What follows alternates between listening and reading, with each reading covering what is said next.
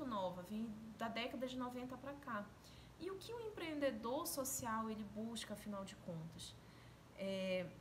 O empreendedor social, ele é aquela pessoa cujo propósito é impactar, tá certo, de forma relevante a vida das pessoas no entorno dele, tá? Mas partindo de um ponto de vista que vai além do consumo, tá certo? Então seria, por exemplo, o fornecimento de água, né, a custo praticamente zero para famílias carentes. Tem um cara aqui no Brasil que ele inventou uma lâmpada de garrafa PET. Eu não sei se ele chegou de fato a patentear. Eu acredito que a patente ele tenha, mas eu não sei até que ponto ele cobra, tá? Para fazer a instalação dessas lâmpadas de garrafa PET. E é muito bacana porque assim, ele não precisa utilizar eletricidade, são para moradias populares. Ele vai, faz a instalação, ele utiliza água e a garrafa PET. E aí quando bate o sol, ilumina dentro das casas, né? Porque a garrafa PET ela é translúcida. Então isso seria um exemplo de empreendedorismo social, tá? O empreendedor social ele está muito mais preocupado com o impacto que ele vai ter na vida das pessoas do que realmente, do que somente em aumentar cada vez mais o seu lucro, tá certo? E aí, gente, vocês vão me perguntar assim, professora, mas o que isso tem a ver com o desafio do futuro? Vejam bem, tá? Isso, na verdade, é o futuro do direito, gente. A gente vai começar a ver cada vez mais o Estado não conseguindo, na verdade, o Estado brasileiro dificilmente conseguiu, né, garantir algum direito social de forma plena. Mas cada vez mais a gente vai ver o Estado brasileiro abdicando, né, dizendo, olha, eu sozinho não consigo dar conta de todas as demandas. E aí vai ter uma excelente oportunidade, tá, da gente impactar positivamente a vida das pessoas e ainda tirar o nosso sustento disso. Olha só que bacana. Então, quando a gente pensa em empreendedorismo social, muito do futuro do direito está relacionado com isso. Vocês querem um exemplo? Plataforma Jus Brasil. No Jus Brasil você consegue encontrar advogados do Brasil todo, tá? Para poder resolver o seu problema. Você consegue contratar um correspondente, você consegue consultas jurídicas. Então isso é uma forma de impactar a vida das pessoas de forma socialmente positiva, vamos dizer assim, tá? Tem alguns grupos que estão trabalhando temas dentro da minha disciplina que são muito, muito, muito alinhados com essa ideia de empreendedorismo social, tá? Por exemplo, a gente tem um grupo que quer trabalhar conciliação, quer fazer uma plataforma de conciliação. Olha só que bacana, eu consigo conciliar pessoas a partir de um aplicativo, eu não preciso ir para o judiciário. Você contrata isso a um valor módico, tá? E aí a gente vai ter essa plataforma prestando um serviço para a comunidade, tá? Olha só que bacana. Então isso é empreendedorismo social puro, gente.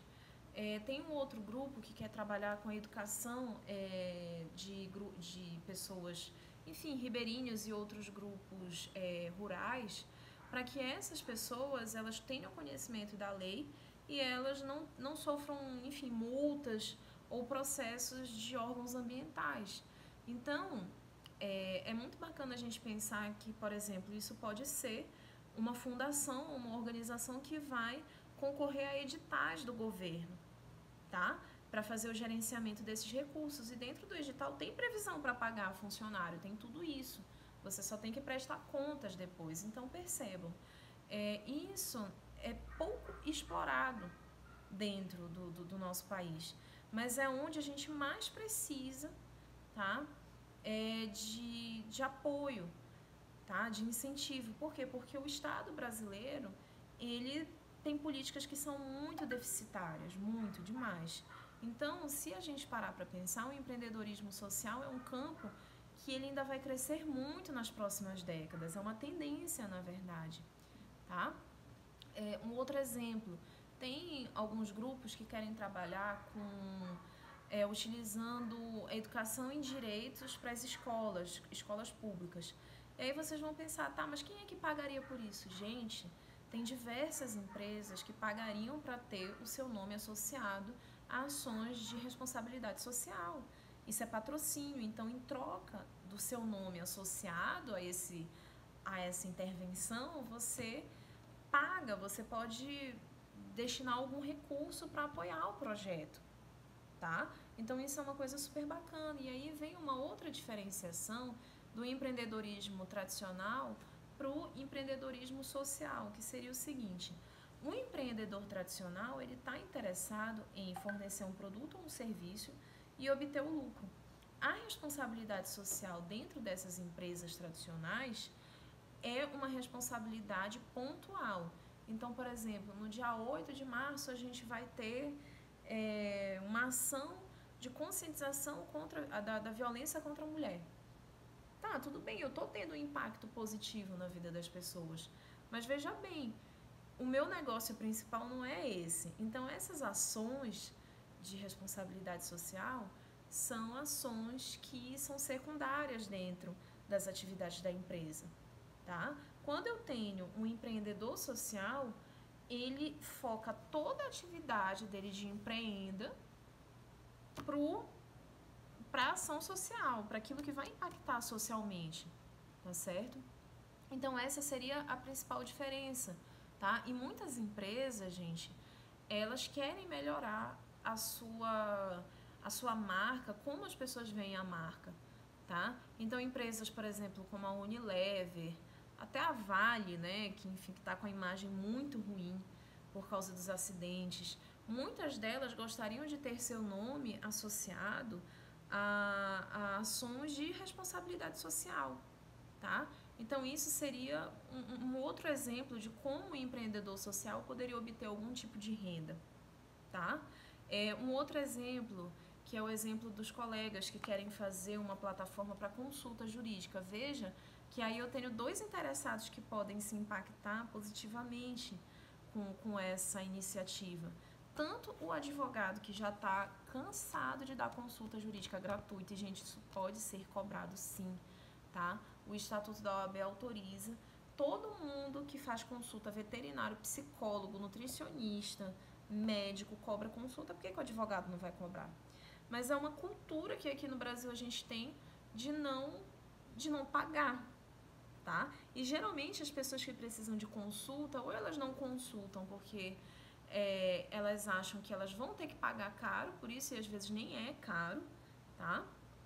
Ou muitas vezes elas fazem o que? Elas ligam para um primo, elas vão pesquisar no Google, e aí o problema é que geralmente o primo responde qualquer coisa porque ele não está sendo remunerado, tá? Ou então você faz essa pesquisa no Google e o Google não vai te dar a resposta exata, porque o Google não foi para a faculdade de Direito, ele não sabe, né? Ele não tem esse discernimento, vamos dizer assim. Então, percebam uma plataforma onde eu consigo conectar advogados, pareceristas, tá? E pessoas que precisam de um parecer, né? Mas que não podem pagar muito caro por isso. Então, você não está utilizando a estrutura de um escritório, você vai dividir uma parte do valor com a plataforma, né? Provavelmente pagando uma assinatura, tá? Ou então pagando por peça, e todo mundo sai feliz, porque o advogado vai lá ganhar pelo serviço que ele fez, o cliente vai pagar menos do que ele achava que iria pagar e vai ter uma segurança muito maior, né? Então, olha só, outra excelente oportunidade de empreendimento, gente. Então, a questão da gente trazer para dentro da disciplina de Desafio do Futuro esse tema do empreendedorismo social é porque a tendência é que cada vez mais a gente tenha o crescimento dessa área, e muitos dos projetos de vocês são relacionados a isso, né? Então, saber quais são as oportunidades que a gente pode utilizar para levar à frente na nossa vida são fundamentais, inclusive para que a gente possa antever as tendências de mercado, tá, pessoal? Então, seria isso que eu gostaria de trazer com relação ao empreendedor social, tá certo?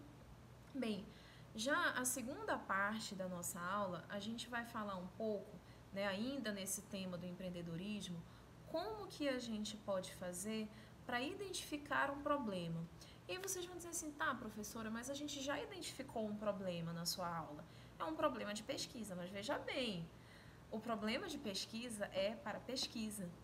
Eu estou montando um projeto que em algum momento ele vai ter que ser executado.